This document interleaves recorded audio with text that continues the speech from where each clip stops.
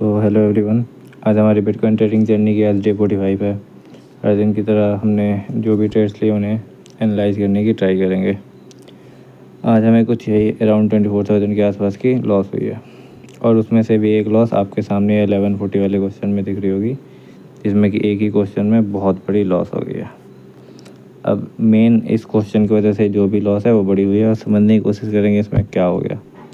इसमें कुछ ऐसा हो गया जैसे कि हम लोग कंट्रोल नहीं कर सकते इस क्वेश्चन में। मतलब बिल्कुल जो चीज़ कंट्रोल नहीं किया जा सकता वो हुआ इस क्वेश्चन में। मैं आप लोगों को चार्ट पे दिखाना चाहूँगा कि इस क्वेश्चन में क्या हुआ। 56,514 की ये क्वेश्चन थी 11:40 की। ये रहे हमारे बिटकॉइन की चार्ट। शिफ्ट होते हैं 5 मिनट पे। यहाँ पे 514 इसके क्लोजिंग के बाद ये क्वेश्चन आई थी। अब हम शिफ्ट होते हैं 1 मिनट पे। 1 मिनट पे आप ये दोनों कैंडल देखो। इधर कुछ यहाँ पे 514 के लेवल के आसपास की क्वेश्चन थी, ठीक है।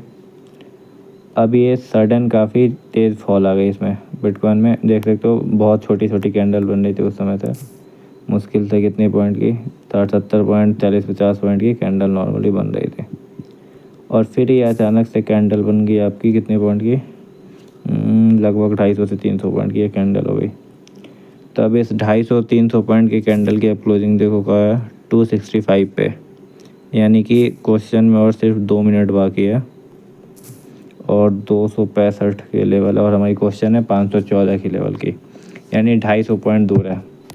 तो मैंने यही देखते हुए कुछ ये 9:30 पे 2,000 रुपये क्वान्टिटी उठाई हुई थी। 9:30 पे 2,000 क्वान्टिटी ली हुई थी। अब इधर आप लोग ये देख सकते हो ये क्या बाइंग आई, ये क्या बाइंग आई। इसमें मेरी एसएल हिट ही नहीं हुई। मैंने इसमें 8 रुपये का एसएल डाला हुआ था, बट ये एसएल हिट ही नहीं हो पाई। इतनी तेज़ बाइंग आई कि देख सकते हो आप लोग, इसमें कितनी तेज़ बाइंग आई है कि एसएल हिट ही नहीं हो पाया। अब इसमें एसएल हिट ही नहीं हो पाता, बात सही भी है।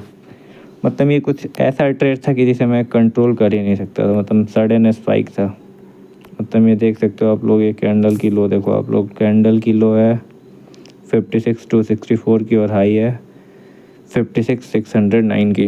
तो लगभग कितनी 350 पॉइंट की कैंडल है।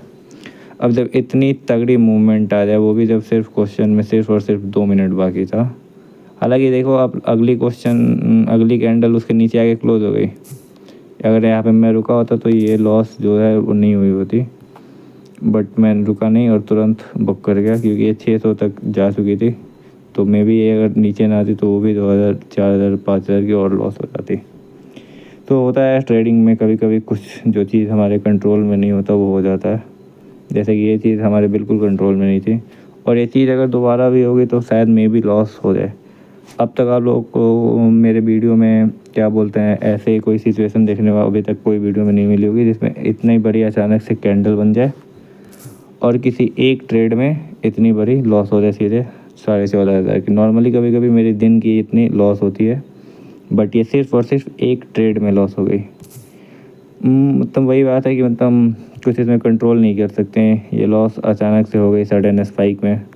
अब स्पाइक आएगा तो लॉस हो सकता है। तो यही बात इस वीडियो से आप लोग सीख सकते हो कि कभी कभी ट्रेडिंग में कुछ कुछ चीज़ हमारे बिल्कुल कंट्रोल में नहीं होती। मतलब बिल्कुल आउट ऑफ कंट्रोल होती है हमारी कुछ कुछ चीज़ें हमारे हाथ से। जैसे ये ट्रेड में मेरे साथ था कि मैंने 9:30 पे लिया हुआ था, 8 रुपये पे एसएल भी डाला हुआ था, बट उसके बावजूद एसएल ही स्किप हो गई। एसएल हिट ही नहीं हुई, स्टॉप लॉस हमारी हिट नहीं हुई 8 रुपये की, और सीधे ये देख सकते हो कुछ 14,500 से 15,000 रुपये की एक ही ट्रेड में लॉस हो गई।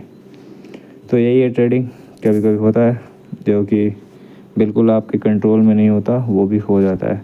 जैसे कि मैंने इसमें सोचा था कि ठीक है भाई चलो 3,000 रुपये की मुश्किल थे, और मैं ये एसएल भी सिर्फ और सिर्फ इसीलिए डालता हूँ 9:30 वाले ट्रेड में कि कभी कोई सडन स्पाइक आ जाए। इसी तरह के स्पाइक के लिए मैं एसएल भी सिस्टम में लगा कर रखता हूँ कि भाई एसएल आए तो निकल जाए। बट इतनी हद से ज़्यादा स्पाइक आएगी तो एसएल भी हिट नहीं हुई इसमें हमारी, एसएल स्किप हो गई हमारी।